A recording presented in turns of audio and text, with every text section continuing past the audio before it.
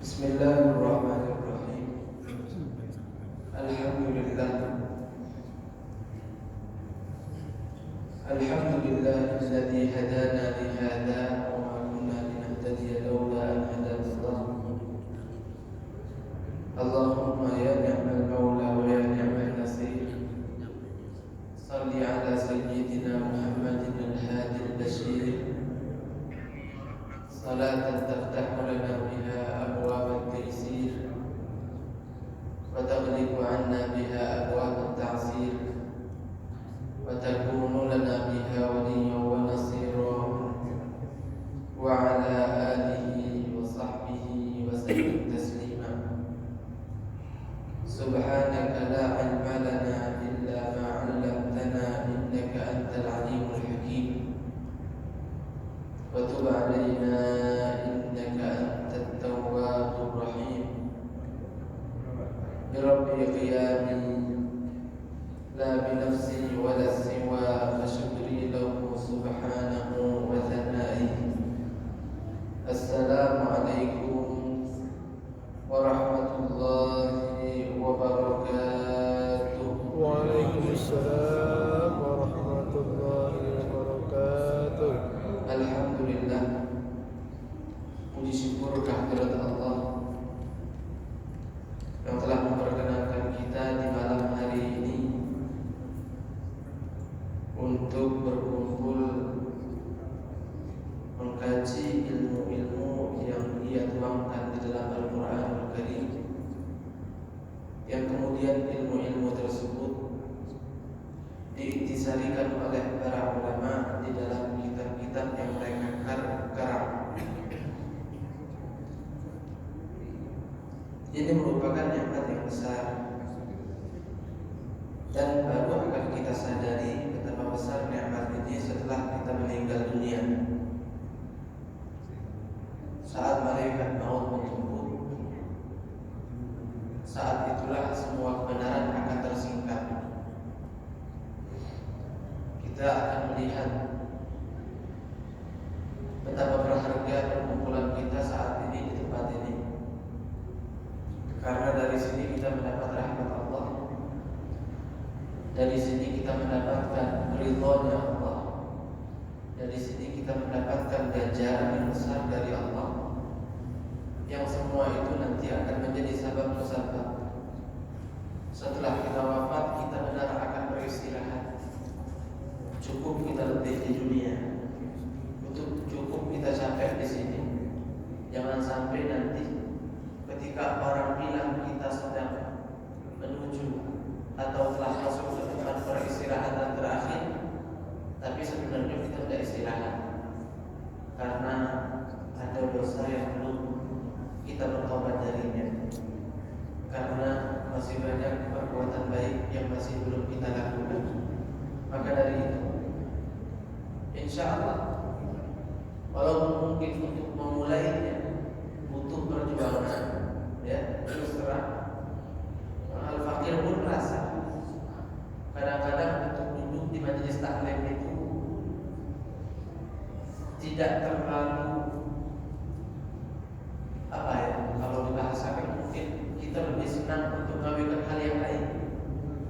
Terus terang main handphone itu luar biasa, banyak yang suka zamannya.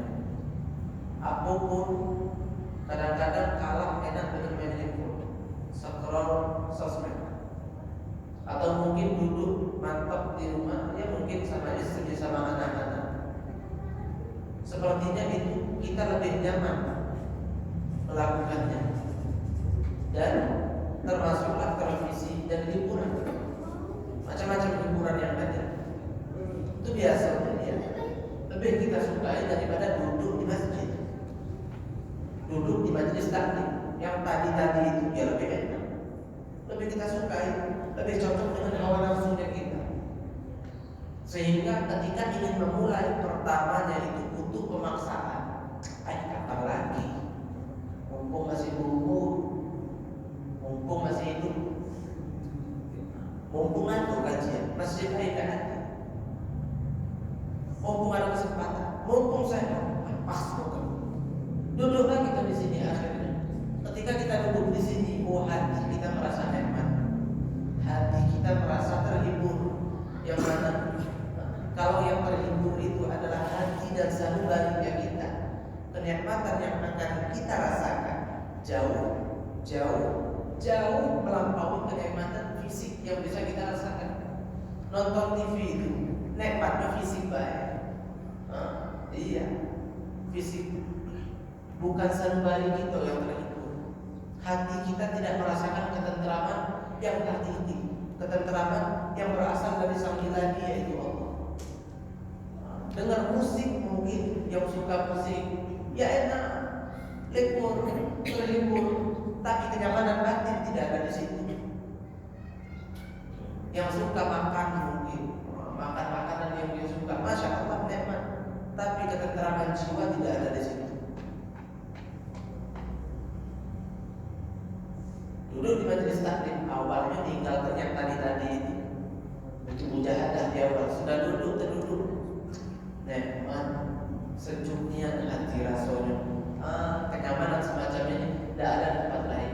Carilah, silahkan bayar tempat-tempat hiburan yang termahal sekalipun di luar negeri, silahkan bodoh-bodoh, silahkan apapun kerjakan macam-macam hiburan, tidak bakal ada kenyamanan, ketenteraman jiwa seperti apa yang kita rasakan di sini saat ini.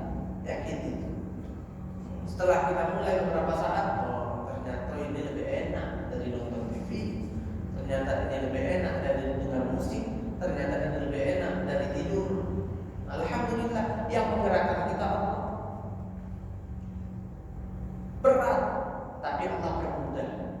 Kemudian kita merasakan kenikmatan di dalamnya, insya Allah ketagihan. Hawa nafsu kan ada tingkatannya 3. Tingkatan hawa nafsu itu ada 3. Ketika kita ingin melakukan perbuatan baik atau akan melakukannya, itu biasanya hawa nafsu kita akan berperan di situ. Apa peranannya? Tergantung hawa nafsu kita yang model apa.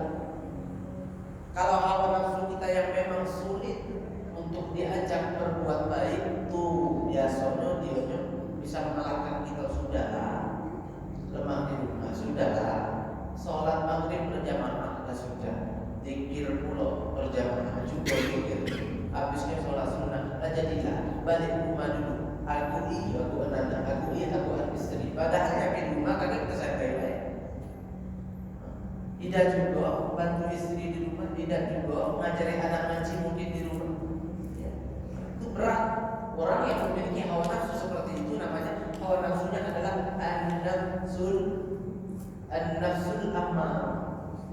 Hawa nafsu yang selalu memerintahkan pemiliknya untuk malas-malasan, untuk melakukan keburukan, untuk meninggalkan kebaikan. Nah, ada lagi yang kedua. Yang kedua namanya an-nafsul lawwamah. Artinya kalau dibahasakan dalam bahasa kita, jiwa yang seringkali mencaci pemiliknya karena telah meninggalkan perbuatan baik atau karena telah melakukan perbuatan buruk. Tapi dia juga yang mendorong itu orang untuk menjadi seperti itu. Artinya ada 2 kepribadian jiwanya itu. Ketika pemilik tubuh atau kita manusia ingin berbuat taat, ingin berbuat baik, dia ngomong tidak salah. Ketika ada kemaksiatan, kita lihat gawe kenapa tidak, dia ngomong gawe lah. Kata yang tahu juga, habis itu tobat, habis itu gawe gitu. Setelah itu hawa nafsu itu sendiri yang akan mencaci kita, baklul kan. Maksiat itu enaknya sebentar, habis sudah enak lewat, dosanya masih. Untung nggak tahu, kalau orang tahu, hancur citra diri kan. Nyesel kita, ya Allah, ngapa aku berbuat dosa, ngapa aku bermaksiat, ngapa aku meninggalkan perbuatan baik, ngapa aku tidak hadir di tempat-tempat yang masya Allah. Itu nafsu mutmainnah, itu nafsu al-lawwamah. Orang yang memiliki jiwa seperti ini, hawa nafsu seperti ini, biasanya kadang-kadang dia berbuat baik, kadang-kadang masih maksiat juga. Nah ini banyak spesies manusia yang memiliki watak seperti itu. Masih penting tapi ketimbang yang pertama tadi. Kadang dia mau buat baik, tapi kadang-kadang pegawai juga dengan maksiat. Nah kalau dia memaksakan dirinya menahan selalu hawa nafsunya, lama-lama hawa nafsunya itu akan naik level menjadi an-nafsul mutmainnah. Ketika dia ingin berbuat baik, hawa nafsunya bilang jangan, harus gawe sekarang. Nanti baik, kapan lagi buku masih hidup kita gawe itu. Ada keharaman, caknya enak ngawikan ini. Lajulah kata hawa nafsunya. Nanti yang tahu juga dikit baik, ngilangin masalah. Kita simpan dia kok, jangan. Belum tahu kalau aku mati saat ini, apes dunia, apes akhirat. Tidak mau kita tinggalkan. Lama-lama dia kalah. Saat dia kalah, dia akan terbentuk menjadi level hawa nafsu yang lebih hebat lagi. Nah, dia kalau kalah bukan malah terpuruk hawa nafsu itu, malah dia menjadi baik, jadi an-nafsul mutmainnah, jiwa raga yang tenang, tidak lagi berontak ketika pemilik tubuh itu ingin berbuat baik, tidak lagi merongrong pemiliknya untuk berbuat maksiat. Nah, orang yang sudah memiliki hawa nafsu semacam itu, hobinya ibadah, dia hiburannya ibadah hiburan. Tidak sulit bangun malam-malam, kenapa? Karena dia sangat menyukainya. Jangankan sholat subuh berjamaah, tahajud malam hari jam 3 jam 2 bangun setiap hari. Puasa sunnah tidak pernah dilakukan. Hobinya sudah ibadah, duduknya di masjid paling nyaman. Itu namanya an-nafsul mutmainnah. Tidak lagi berontak hawa nafsu. Nah itulah hawa nafsu atau jiwa yang akan dipanggil oleh Allah dengan panggilan ya ayyatuhan nafsul mutmainnah, pemilik jiwa yang tenang, irji'i ila rabbiki radiyatan mardiyah, kembalilah engkau ke Tuhanmu dalam keadaan ridha dan juga diridhai. Fadkhuli fi ibadi wadkhuli jannati, masuk engkau ke dalam surga. Jadi kalau kita pengen masuk surga, pengen Allah mengucapkan kata-kata itu kepada kita, maka masih hidup inilah senantiasa kita harus berupaya untuk membentuk hawa nafsunya kita menjadi an-nafsul mutmainnah. Dengan cara dikatakan apa maunya dia, jangan diikuti. Lama-lama dia kalah, jiwa itu akan menjadi mutmainnah. Amin, Allahumma amin. Hadirin sekalian, itu sekadar mukadimah dari perjumpaan kita malam ini. Mari kita lanjutkan kajian kita mengenai kitab An-Nasaih Ad-Diniyah, nasihat-nasihat seputar agama, karya Al-Alim Al-Allamah Qutbul Irsyad wa Ghawthil Bilad wal Ibad Al-Habib Abdullah bin Alawi bin Muhammad Al-Haddad. Beliau buka ini kitab tentu dengan pendahuluan di awal. Sudah kita lalui mukadimah atau pendahuluan tersebut. Sekarang kita masuk ke dalam bab pertama di dalam kitab ini. Bab pertama di dalam kitab ini. Apa judulnya? Bab mabhasul taqwa. Bab seputar ketakwaan kepada Allah. Tentu kita sudah tidak akan bertanya-tanya lagi. Kenapa bab pertama itu bab takwa? Tidak perlu kita bertanya. Kenapa? Karena tentunya di dalam ilmu tasawuf semacam ini, atau bahkan di dalam fikih itu, biasa bab pertama yang disebut itu adalah bab yang paling penting untuk jadi bekal hidup kita.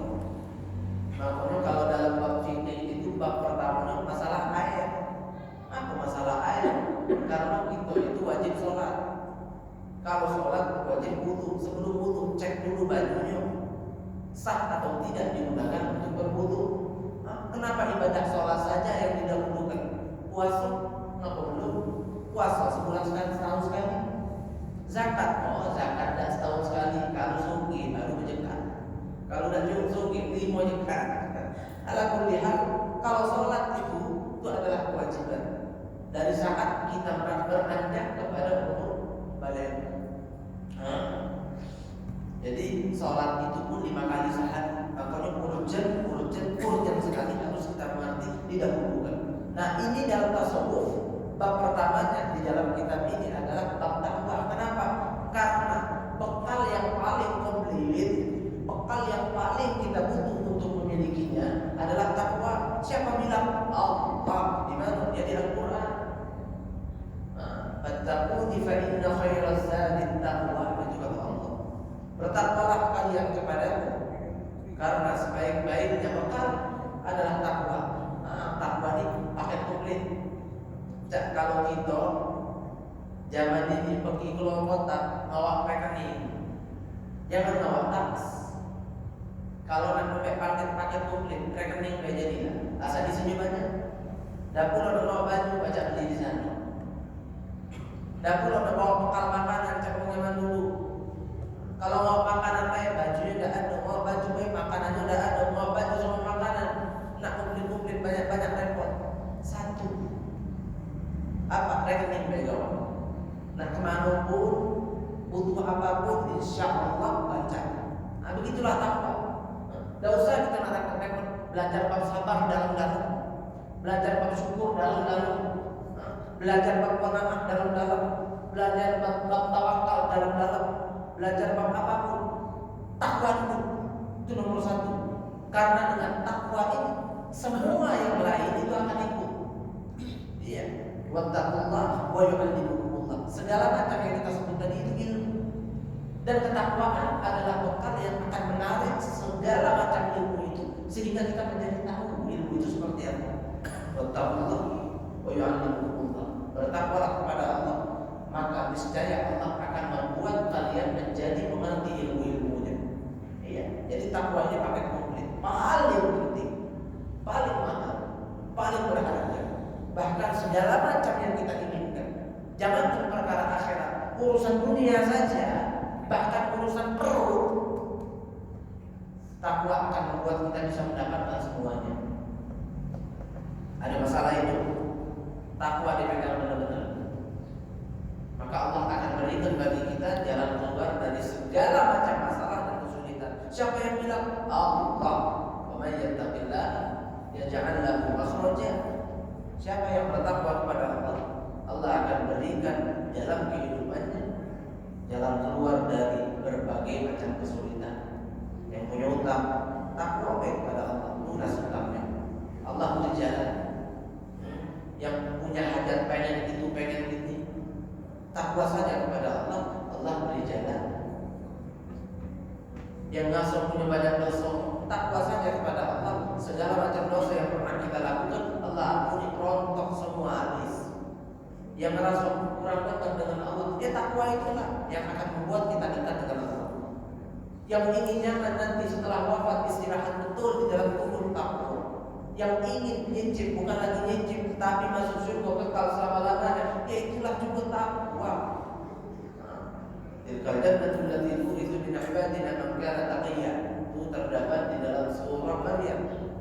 Itu kata Allah, itulah surga yang akan kami peruntukkan bagi orang-orang yang bertakwa.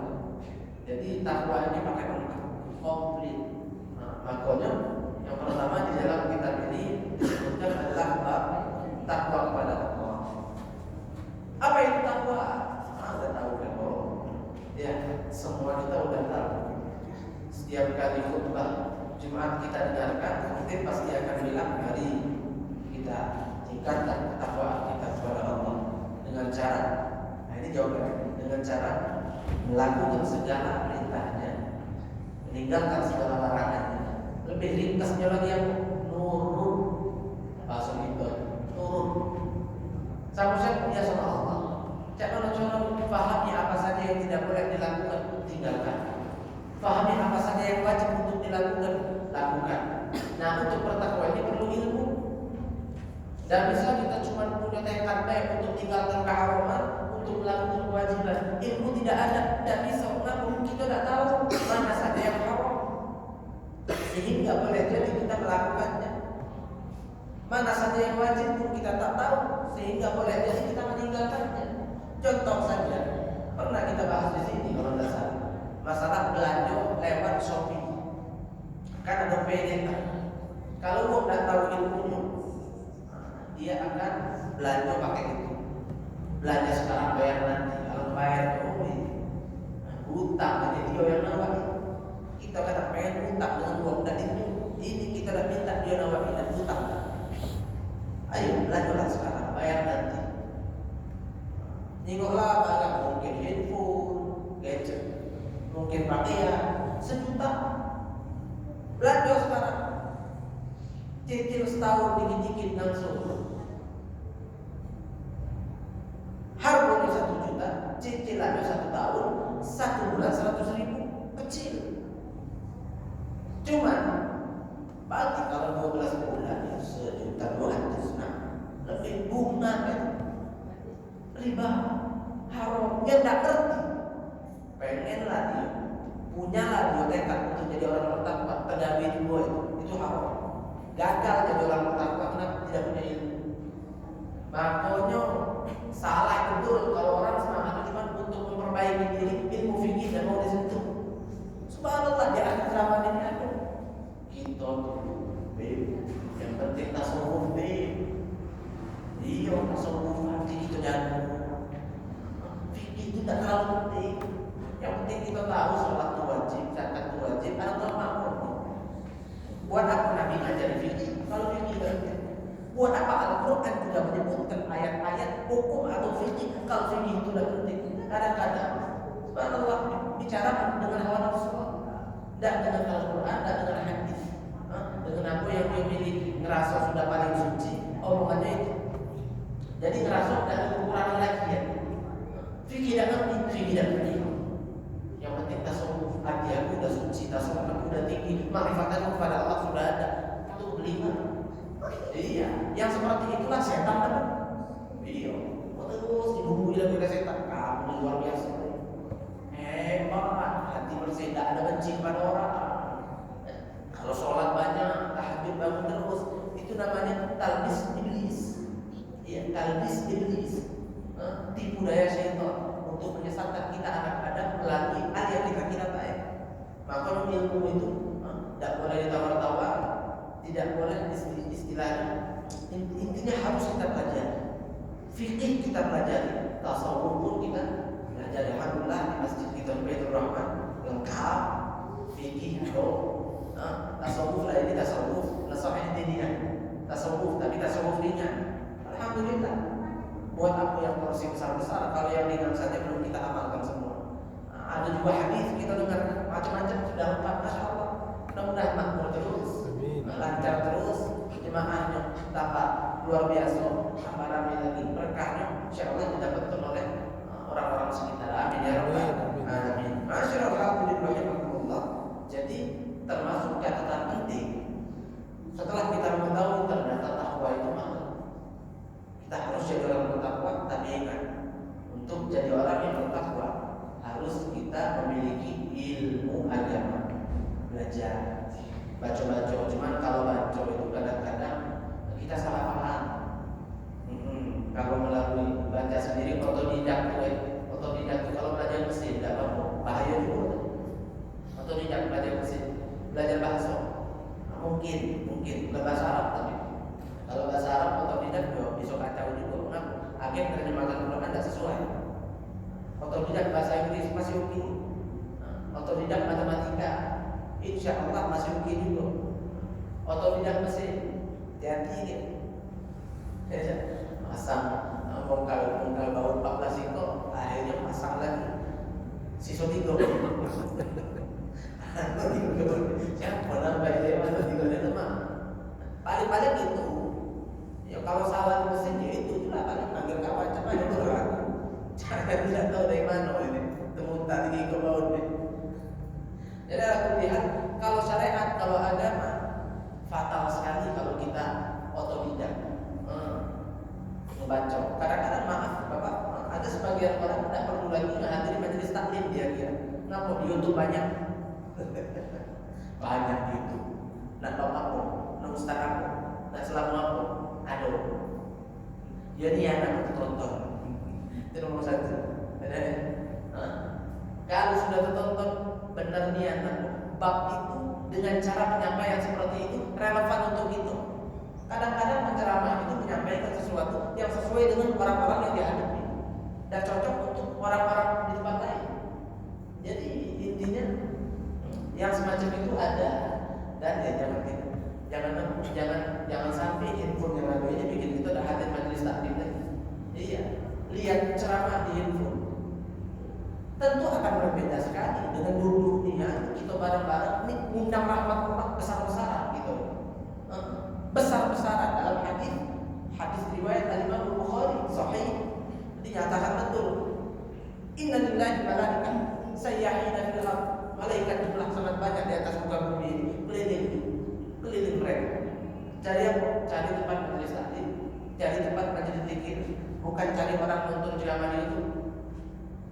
Yang cari ini mereka cari. Kenapa? Karena tempat ini banjir rahmat Allah dan mereka haus rahmat. Rahmat Allah kita dapatkan. Dan terus terang kita hadir kajian dengan lihat kajian dari handphone, kenyamanan hatinya beda. Iya, ketenangan jiwanya lewat handphone itu ya tidak terlalu terasa. Tapi kalau dulu betul baru, karena tempat ini adalah tempat banyak rahmat yang bisa merasakan keberadaan nikmat itu atau rahmat itu adalah hati kita. Itu aku hadir majelis taklim itu rasanya nyaman, nikmat. Kenapa? Rahmat Allah banyak turun dan hati kita lah lidah merasa untuk rahmat itu. Masyaallah hadirin rahimakumullah. Di dalam permulaan bab ini Al-Imam Al-Habib Abdullah bin Alawi bin Muhammad Al-Haddad menyebutkan terlebih dahulu beberapa ayat suci Al-Qur'anul Karim. Yang pertama qala Allah Ta'ala wa man asdaqu minallahi haditsa wa man asdaqu minallahi qila. Yang artinya siapa yang perkataannya lebih benar dan lebih tepat dengan fakta yang melebihi Allah. Tidak ada. Artinya Allah lah yang firman-firmannya paling sesuai dan tepat dengan fakta serta kebenaran. Kenapa ini? Ayat pertama beliau sebut. Karena di dalam kitab ini beliau akan banyak sekali menukil ayat-ayat suci Al-Quran. Jadi Nasaihud Diniyah ini susunan kitabnya itu pada tiap-tiap babnya itu pasti beliau buka di awal firman Allah dulu. Misal bab takwa ini atau bab sabar, di awal akan beliau paparkan beberapa ayat suci Al-Quran terkait masalah kesabaran atau ketakwaan. Udah selesai. Baru setelahnya beliau akan nukilkan hadis-hadis Nabi terkait masalah itu. Jadi cakap susunannya firman Allah dulu, habisnya sabda Nabi Muhammad, kemudian setelahnya baru perkataan ulama dan orang-orang saleh. Baru terakhir nanti kadang-kadang baru ada komentar dari diri beliau pribadi. Rapi deh susunannya. Jadi pertama ayat yang beliau sebut wa man asdaqu minallahi haditsa wa man asdaqu minallahi qila. Siapa yang perkataannya lebih tepat dengan fakta seperti Allah Subhanahu wa taala. Tidak ada. Allah lah yang firman-firmannya paling benar, yang firman-firmannya paling sesuai serta tepat dengan fakta-fakta yang ada. Berikutnya beliau menyebutkan sebuah ayat lagi yang terkait masalah anjuran dan perintah dari Allah agar kita jadi orang bertakwa. Ya ayyuhalladzina amanu taqullaha haqqa tuqatih wa la tamutunna illa wa antum muslimun. Wahai orang-orang yang beriman, bertakwalah kalian kepada Allah Subhanahu wa taala dengan sebenar-benarnya takwa. Jangan separuh-separuh. Wa la tamutunna illa wa antum muslimun. Dan janganlah kalian wafat, janganlah kalian meninggalkan dunia ini kecuali kalian dalam keadaan memeluk agama Islam. Ini adalah nasihat dari Allah untuk kita. Nasihat mahal. Dua nasihat sekaligus dijalankan. Satu, agar kita jadi orang bertakwa. Kedua, agar kita senantiasa mempertahankan keislaman kita. Dalam sebuah riwayat itu ada pernyataan bahwasanya ketika seorang anak ada akan wafat, itu syaitan tidak bakal absen.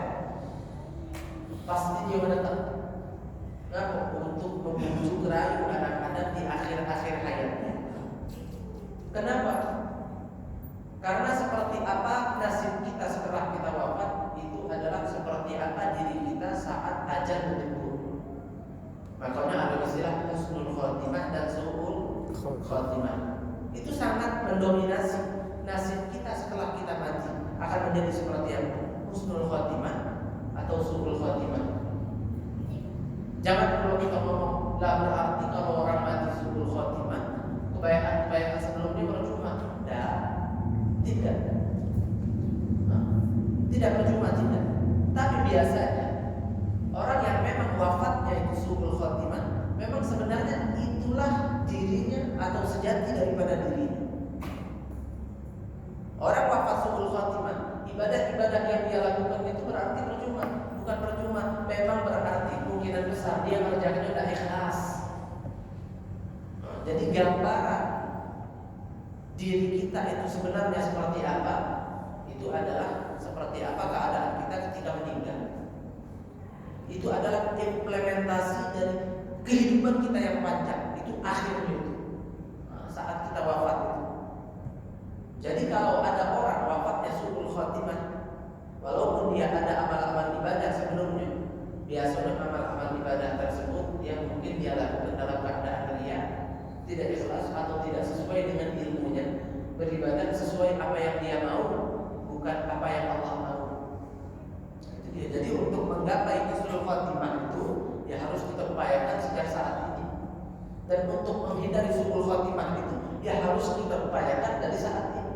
Kalau ibadah yang ikhlas, tulus karena Allah, bukan karena apa, sesuai juga dengan apa yang Allah perintahkan, bukan kendali. Dan itu dari mana kita bisa tahu itu seperti apa sebenarnya seharusnya kita ibadah? Ilmu agama, kesucian hati kita atau kebobrokan hati kita, itulah juga yang akan menjadi penentu wafatnya kita husnul khotimah atau su'ul khotimah. Intinya saat kita akan meninggal dunia, saat itulah kita merasakan sakit, dahsyat rasa sakitnya. Dan satu lagi yang akan kita rasakan adalah rasa haus, dahaga yang sangat berlebih, haus betul. Setan datang bawa mangkok isi air, digoyang-goyangkan dari mangkok. Mungkin suara air aja mana? Lagi haus, sakit. Setan datang bawa air, mau minum, Tuhan. Kalau mau aku kasih, tapi engkau tinggalkan dulu agama, keluar dari Islam, tinggalkan imanmu kepada Allah, aku kasih. Itu ujian seorang ketika akan meninggal dunia. Kalau kita tidak kuat punya iman, memang tidak pernah kita pupuk selama hidup. Dan amal-amal ibadah kita pula tidak banyak kita lakukan sehingga tidak bisa menjadi penyelamat. Itu bahaya. Bisa jadi terbujuk lagi dengan bujuan syaitan itu. Dengan hati kita kufur, takut keluar agama su'ul khotimah waliyadzubillah. Iya. Makanya di sini firman Allah, "Wala tamutunna illa wa antum muslimun." Jangan wafat kecuali muslim. Namun itu terpenting itu. Kenapa? Orang kalau selagi dia masih muslim, walaupun maksiatnya banyak, nanti di akhirat tetap ada harapan tempatnya di surga. Walaupun nanti dicuci dulu di dalam neraka sesuai kadar dosa yang pernah dia lakukan. Semakin banyak dosa, semakin banyak atau semakin banyak masa dia dibersihkan di dalam neraka. Itu dia. Jadi cara Allah membersihkan hamba atau seorang pendosa itu dimasukkan dalam neraka. Kalau baca kita nih, yang tentu kita sudah terlanjur pernah berbuat dosa, tidak mungkin kita tidak pernah melakukan dosa. Nah, sekarang jangan sampai kita dibersihkan Allah dalam neraka nanti. Jangan caranya minta bersihlah sama Allah ketika di dunia. Apa caranya? Kita istighfar, minta ampun Allah itu mengampuni. Jangan sampai kita hidup dosa kita gaulkan tapi tobat tidak pernah, wafat dosa itu masih banyak, neraka tempat kita sementara untuk membersihkannya. Jangan sampai itu terjadi. Sejak saat ini istighfar berbanyak. Nabi Muhammad itu apa salahnya? Tidak ada, tak pernah berdosa, tapi beliau 70 kali istighfar setiap hari. Untuk apa? Bukan untuk minta ampunan dia. Sebenarnya itu pastinya beliau tidak ada dosa. Tapi untuk mengajari kita hamba-hamba yang statusnya sebagai orang biasa.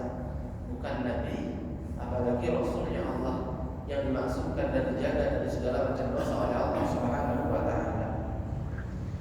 Ma'asyiral hadirin rahimakumullah, minta kepada Allah supaya wafat dosa kita bersih. Dan di antara cara Allah untuk membersihkan dosa kita, kadang-kadang ada orang yang Allah kasihi betul. Semasa hidup maksiatnya banyak maksiatnya. Istighfar tak kalah. Tapi Allah kadang-kadang ada orang yang semacam itu masih Allah kasihi, masih Allah sayangi. Apa sebab? Wallahu a'lam, mungkin hatinya baik. Mungkin dia banyak dapat doa dari orang soleh, atau banyak dapat doa dari orang tua, mungkin. Sehingga dosanya banyak, maksiat banyak, istighfar dan kalah. Kalau itu wafat, sudah akan dibersihkan di neraka. Tapi Allah masih sayang dengan dia. Allah beri penyakit, sakit sehari, 2 hari, entah apapun penyakit, 3 hari, tergantung seberapa banyak dosanya. Ada yang dosa banyaknya, sakit, akhirnya wafat. Nah, orang yang semacam itu beruntung, penyakit itu mengampuni dosa. Bahkan dalam sebuah riwayat, man sabar man maridu lailatan fa sabar ghafarallahu jami'an dhunubihi hatta sara, intinya kayaumi waladat ujung hadisnya. Artinya adalah ketika ada seorang hamba yang mengalami sakit satu malam cuma, ketika ada seorang hamba yang mengalami sakit satu malam saja, fasobat warotiya, tapi dia sabar dan dia rela menerima itu, tidak ngomel dalam hati kepada Allah yang menentukan dia dapat penyakit, maka Allah ampuni segala macam dosanya, sehingga dia menjadi seperti seorang bayi yang baru dilahirkan dari rahim ibunya. Jadi luar biasa. Intinya, wala tamutunna illa wa antum muslimun, jangan wafat kecuali dalam keadaan muslim. Karena kalau kita wafat dalam keadaan muslim, insyaallah surga akan kita dapatkan. Minta bighairi hisab, tanpa hisab. Wala sabiqati ada, tanpa ada adab sebelumnya, langsung masuk surga. Bismillah, amin ya rabbal alamin. Masyaallah hadirin rahimakumullah. Ya ayyuhalladzina amanu taqullaha haqqa tuqatih wa la tamutunna illa wa antum muslimun. Kemudian lanjutan dari ayat ini, wa'tasimu bihablillahi jami'an wa la tafarraqu, berpegang teguhlah kalian dengan talinya Allah bersama-sama. Wa la tafarraqu, jangan kalian bercerai-berai. Ini nasihat untuk kita, karena tidak jarang kadang-kadang manusia ini bercerai-berai. Bercerai-berai itu tidak harus secara fisik, kadang-kadang secara hati pun bisa. Hidup saling bertetangga, tapi tidak saling tolek, tapi tidak saling menghargai, tapi tidak saling mengerti, sehingga ada rasa sakit hati mungkin, atau ada rasa dendam, atau ada rasa tak suka kepada orang yang setiap hari kita jumpai, tinggal mungkin sampai kita, jangan sampai itu aja. Karena bercerai-berai itu tidak harus secara fisik. Intinya Allah lihat hati kita seperti apa. Kalau kita dengan orang-orang tertentu jarang betul ketemu, tapi hati kita biasa-biasa saja padanya, tidak ada rasa benci, atau apalagi kalau kita itu rindu kepadanya, itu sudah jadi masalah. Hati kita menyimpan dendam apa tidak terhadap sesama kita, menyimpan rasa tidak suka atau tidak, kalau ada, nah, itu adalah penyebab kita itu bercerai-berai. Jangan sampai itu terjadi. Wala tafarraqu. Kadang-kadang orang dengan keluarga dewek selek, bahasa Palembang nih, selek, saling iri, saling hasut. Waliyadzubillah. Yang punya riwayat itu atau kisah hidup seperti ini tidak sedikit ngaku, karena dalam hal ini setan banyak. Setan paling kuat tepuk tangan. Kalau ada musuhan, tepuk tangan sambil mingkel-mingkel dia mungkin. Mungkin kalau nanti gambarkan ngaku, musuhan, kakak adik, lahir dari lahir yang sama, pintu sama, musuhan. Alhamdulillah, mungkin dia juga. Kalau setan itu galak dikit. Iya, ngaku ini undang laknat. Qati'ur rahim mal'un walau mata fi jawfil ka'bah. Orang yang putus tentang silaturahmi dapat laknat walaupun dia wafatnya di dalam Ka'bah. Jadi kalau orang musuhan sama keluarga, wafat di tanah suci tidak usah bangun. Ngaku kalau tanah suci. Wafat di dalam Ka'bah lah sekalian, parah dia kesal bantu.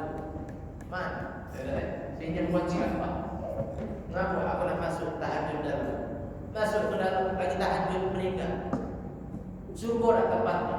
Insya Allah surga. Tapi kalau putus tali silaturahmi, Nabi dewa yang bilang bukan kita. Ini bukan fonisnya kita. Ini kabar dari Nabi Muhammad, membuatnya beliau. Apa? Allah laknat. Laknat Allah itu di akhirat tentu neraka bukan surga. Ala kulli hal, masyaallah hadirin rahimakumullah wa la tafarraqu. Kita bercerai-berai teman gitu. Iya. Tapi kalau kita bersatu padu, kuat kita. Kita tidak mau jadi orang-orang yang lemah.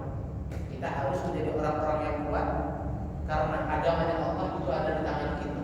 Kita lemah, agama Allah jadi lemah. Kita kuat, agama Allah jadi kuat. Tengok Palestina. Lihat Palestina. Ambil pelajaran dari situ bahwasanya mereka itu kelompok kecil Hamas itu. Tapi mereka bersatu padu kuat. Yang lemah kita di sini. Yang lemah kita di sini yang tidak dapat serangan apapun dan bisa berbuat apa-apa. Masalah donasi baik repot kan tidak nyampe itu sudah tipu-tipu itu tuh. Oh, lemah betul gitu. Iya, donasi baik repot. So tinggal kecap bambu baik kan. Kecap bambu. Aku dah ganti kecap lain. Tidak galak sudah. Tidak apa-apa. Apa yang tidak apa-apa? Iya. Itu masuk ke sana rekeningnya. Itu bukan masalah sepele. Bahkan MUI sudah mengeluarkan fatwa. Aku larang lagi. Aku tidak kenal dengan semua ucapan itu. Aku tidak kenal dengan semua arahan ulama itu. Intinya kita lemah sekarang. Kita lemah. Mereka yang di sana yang kuat. Kenapa? Kita bercerai-berai. Mereka bersatu. Masyaallah hadirin rahimakumullah, mungkin waktu yang tersisa bagi kita sudah tidak ada sisa lagi. Besok insyaallah sebentar lagi akan dikumandangkan adzan Isya. Kita melakukan sholat Isya berjamaah biidznillah taala. Mudah-mudahan apa yang kita dengar, apa yang kita sampaikan di malam hari ini bisa berguna untuk kita semua, bisa tertancap di dalam hati atau lubuk hati terdalamnya kita, bisa berguna untuk kita di dunia kita, di akhirat kita, dan juga akan berguna untuk orang-orang yang bercinta. Amin Allahumma amin. Kita tutup dengan doa bersama. A'udzubillahi minasyaitonirrajim. Bismillahirrahmanirrahim. Alhamdulillahirabbil alamin. Allahumma shalli wa sallim ala sayyidina Muhammad wa ala ali sayyidina Muhammad. Allahumma ihdina bihudak waj'alna mimman yusari'u fi ridhak wa la tuwallina waliyyan siwak wa la taj'alna mimman khalafa amraka wa 'asak. Hasbunallahu wa ni'mal wakeel wa la hawla wa la quwwata illa billahil 'aliyyil 'azim. Rabbana anfa'na bima 'allamtana rabbi faqihna wa faqih ahlana rabbi 'allimna alladhi yanfa'una rabbi zidna 'ilman nafi'an. Allahumma ya muhawwil al-ahwal hawwil halana wal muslimina ila ahsani hal wa najjina min a'mali ahli ad-dhalal wa fi'li al-juhal. Rabbana